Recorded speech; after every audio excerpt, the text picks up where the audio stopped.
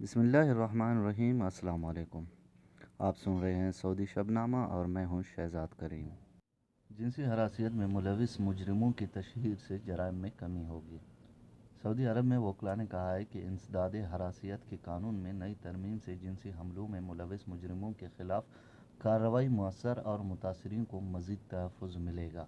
عرب news سے گفتگو کرتے ہوئے قانونی ماہر ڈاکٹر محمد محمود نے بتایا کہ انسداد ہراسیت کے قانون 2018 میں ترمیم کی کابینہ نے منظوری دی ہے، جس کے تحت اب عدالت سے جنسی ہراسیت میں سزا پانے والے مجرموں کی تشہیر کی جائے گی اور اس کے اخراجات بھی انہی سے وصول کیے جائیں گے۔ محمد محمود نے عرب نیوز کو بتایا کہ قانون میں اس ترمیم سے ایسے جرائم کے حوصلہ شکنی ہوگی اور متاثرین کی داد رسی ہو سکے گی۔ ان کا کہنا تھا کہ نام لے کر تشہیر کیے جانے کے خوف سے بہت سے افراد ان جرائم کے قریب نہیں بھٹکیں گے۔ وکیل حشام الفراج نے بتایا کہ مجرموں کے ناموں کی تشہیر خود بخود نہیں ہوگی اور نہ ہی اس کا اطلاق ہر کیس پر ہوگا، بلکہ نہایت سنجیدہ نوعیت کے مقدمات میں اس پر عمل کیا جائے گا جو معاشرے کے لیے نقصان دہ ہوں۔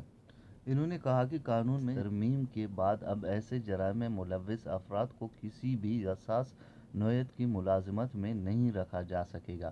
خیال رہے کہ سعودی کابینہ نے بدھ کو ہراسیت کے انسداد کے لیے بنائے گئے قانون میں ترمیم کرتے ہوئے شق نمبر 3 کے اضافے کی منظوری دی تھی۔ ترمیم کے تحت انسداد ہراسیت کے قانون میں فیصلہ دیتے ہوئے جج کو یہ اختیار ہوگا کہ جرم ثابت ہونے پر کیس کی مقامی اخبارات میں تشہیر کا بھی حکم دے۔ مکہ اسپتال میں 1 سال دیکھ بھال کے بعد پاکستانی بچہ قونصلیٹ کے حوالے۔ سعودی عرب میں مکہ مکرمہ زچہ بچہ اسپتال نے 1 سال تک دیکھ بھال کے بعد پاکستانی بچے کو قونصلیٹ کے حوالے کر دیا۔ عکاظ اور اخبار 24 کے مطابق ایک پاکستانی خاتون نے جو اس وقت عمرے پر آئی ہوئی تھی، مکہ مکرمہ میں قیام کے دوران اس بچے کو جنم دیا تھا۔ کورونا وبا کی وجہ سے والدہ مجبوراً پاکستان واپس چلی گئی تھی۔ اس دوران اسپتال انتظامیہ نے نومولود کی دیکھ بھال کرتی رہی اور اب اسے پاکستان قونصلیٹ کے افسر کے حوالے کر دیا گیا ہے۔ پاکستان قونصلیٹ بچے کو جلد والدین کے پاس پاکستان بھجوائے گی۔ مکہ مکرمہ زچہ بچہ اسپتال کے ایگزیکٹو ڈائریکٹر بلال المالکی نے بتایا کہ بچہ آپریشن سے پیدا ہوا تھا۔ اس کا وزن 1 کلو تھا اور پری میچور تھا۔ اسے 46 دن تک مصنوعی تنفس پر رکھا گیا۔ انتہائی نگہداشت کے شعبے کے سربراہ ڈاکٹر عطیہ بن صالح الزہرانی نے، جو زچہ بچہ اسپتال میں میڈیکل ڈائریکٹر بھی ہیں، بتایا کہ پاکستانی بچہ کو تقریباً 1 برس تک ICU میں رکھا گیا۔ اس کے بعد اسے سماجی نگہداشت کے ادارے کے سپرد کر دیا گیا تھا۔ رپورٹ کے مطابق اسپتال کے عہدیدار مسلسل 1 سال تک نہ صرف بچے کی نگہداشت کا اہتمام کرتے رہے بلکہ اس دوران اس کی ماں باپ سے بھی مسلسل رابطے میں رہے، بچے کے والدین کو تازہ صورتحال سے آگاہ کر کے تسلی دیتے رہے۔ سفیر پاکستان راجہ اعجاز کی سعودی عرب نواف المالکی سے ملاقات۔ سعودی عرب میں پاکستان کے سفیر راجہ اعجاز علی خان نے سعودی سفیر نواف المالکی کے ساتھ ان کے رہائش گاہ پر ملاقات کی۔ ملاقات دوپہر کے کھانے پر ہوئی۔ اس موقع پر ریاض میں پاکستانی سفارت خانے میں دفاعی اتاچی بریگیڈیئر راجہ ہارون بھی موجود تھے۔ ملاقات کے دوران دونوں ممالک کے باہمی دلچسپی کے امور پر بحث آئی۔ محکمہ ٹریفک نے راستہ پار کرنے والوں کے لیے 6 ہدایات جاری کر دیں۔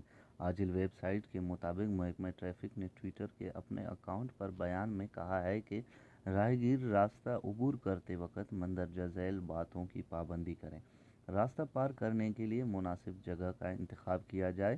جگہ ایسی ہو کہ راہگیر راستہ پار کرتے وقت ہر طرف سے آنے والی ٹریفک پر نظر رکھ سکے۔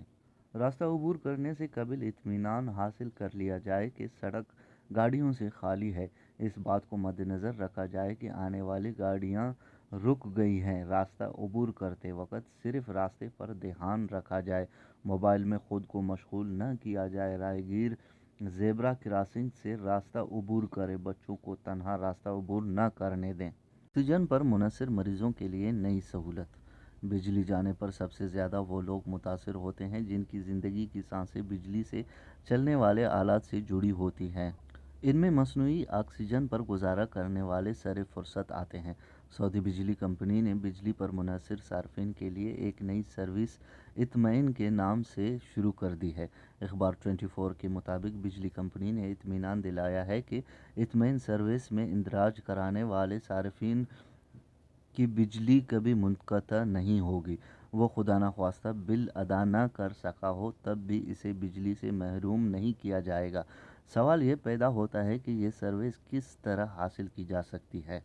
بجلی کمپنی نے اس سوال کا جواب دیتے ہوئے کہا کہ یہ سروس حاصل کرنے کے لیے صارف کو کسی سرکاری ہسپتال سے جاری کردہ میڈیکل رپورٹ پیش کرنا ہوگی۔ رپورٹ میں یہ وضاحت ضروری ہے کہ صارف یا اس کے فیملی کے متعلقہ فرد کی زندگی بجلی سے چلنے والی مشین پر منحصر ہے۔ اس سروس کی شروعات میں صارف کو سابقہ بل ادا کرنا ہوگی۔ شہریوں کو گاڑیاں ٹیکسی کے طور پر استعمال کرنے کی اجازت۔ سعودی حکومت نے مقامی شہریوں کے لیے اضافی آمدنی کا ایک اور راستہ پیدا کر دیا۔ کوئی بھی سعودی شہری اپنی نجی کار ایپلیکیشن ٹیکسی کے لیے استعمال کر سکتا ہے۔ عاجل ویب سائٹ کے مطابق سعودی حکومت نے شارک ایپ جاری کی ہے۔ یہ مملکت میں ایپلیکیشن ٹیکسی میں اپنی نجی کار کے آن لائن اندراج کی پہلی ایپ ہے۔ شارک نے ٹوئٹر پر اپنے اکاؤنٹ پر بیان جاری کرکے کہا ہے کہ جو شہری ایپلیکیشن ٹیکسی میں اپنی گاڑی سے فائدہ اٹھانا چاہتے ہوں وہ شارک ایپ پر اندراج کرا لیں۔ پبلک ٹرانسپورٹ اتھارٹی کے چیئرمین ڈاکٹر الرمی نے مارچ 2020 میں کہا تھا کہ ٹرانسپورٹ اتھارٹی مقامی شہریوں کو اپنی کاریں خصوصی ایپ کے ذریعے ایپلیکیشن ٹیکسی میں استعمال کرنے کے مواقع مہیا کرے گی۔ سعودی آرامکو نے کن خریداروں کو تیل کی ترسیل کم کر دی؟ سعودی آرامکو نے بعض ایشین خریداروں کے لیے فروری میں تیل کی رسد ایک چوتھائی تک کم کر دی، جبکہ 4 دیگر خریداروں کے تیل ضروریات پوری کر دی گئی ہیں۔ الشرق الاوسط کے مطابق سعودی آرامکو نے گاہکوں کی طلب میں کمی سے متعلق مذکورہ اقدام اس تناظر میں کیا ہے کہ مملکت نے فروری اور مارچ کے دوران 10 لاکھ بیرل تیل یومیہ کے پیداوار خیر سگالی کے جذبے کے طور پر کم کرنے کا فیصلہ کیا ہوا ہے۔ سعودی عرب نے اوپیک پلس کے آخری اجلاس میں رکن ملکوں کو اس بات کا یقین دلایا تھا۔ تفصیلات کے مطابق سعودی آرامکو نے شمالی ایشیا میں 2 ریفائنریوں کی طلب میں 10% کمی کی، جبکہ انڈیا کی 3 ریفائنریوں کی طلب میں 15 تا 26% کمی کی گئی۔ تجارتی ذرائع کا کہنا ہے کہ سعودی عرب کی طرف سے تیل کی ترسیل میں اضافی کمی سے منڈی کی پوزیشن بہتر ہوگی۔ علاوہ ازیں یہ بھی امکان ہے کہ ایشیا ممالک آئل ریفائنریوں کی اصلاح و مرمت اسی موسم میں کراتی ہے۔ اس تناظر میں ایشیا کی طرف سے تیل کی طلب میں خود بخود کمی واقع ہوگی۔ سونے کے نرخوں میں کمی۔ سعودی عرب میں جمعرات 14 جنوری کو سونے کے نرخ گر گئے۔ مسلسل 3 دن سے نرخوں میں اضافہ ہو رہا تھا۔ عاجل ویب سائٹ کے مطابق 24 کیرات سونے کے 1 گرام سونے کی قیمت میں آج کمی واقع ہوئی ہے۔ 24 کیرات 1 گرام سونا 223.53 ریال میں فروخت ہوا۔ 21 کیرات 1 گرام سونا 195.59 ریال میں فروخت ہوا، جبکہ 18 کیرات 1 گرام سونے کی قیمت 167.65 ریال رہی۔ 14 کیرات 1 گرام سونے کی قیمت 130.39 ریال اور 12 کیرات 1 گرام سونے کی قیمت 112.01 ریال ریکارڈ کی گئی۔ 1 اونس سونا 6,952.50 ریال میں فروخت ہو رہا ہے، جبکہ 21 کیرات والے 8 گرام کے بسکٹ کی قیمت 1,564.70 ریال ہے۔ وزارت صحت کے جاری کردہ اعداد و شمار کے مطابق کورونا وائرس کے نئے مریضوں کی تعداد 173 اور صحت یاب ہونے والوں کی تعداد 181 ہے، جبکہ مرنے والوں کی تعداد 3 ہے۔ الریاض 66، مکہ مکرمہ 43، الشرقیہ 32، مدینہ منورہ 9، قصیم 8، عسیر 4، تبوک 3، نجران 2، حدود الشمالیہ 2، الجوف 2، حائل 1، جازان 1۔ ٹوٹل کورونا وائرس کے 3,64,113 کیسز ہیں۔ صحت یاب ہونے والوں کی تعداد 3,56,382 ہے اور کورونا وائرس سے مرنے والوں کی اب تک تعداد 6,300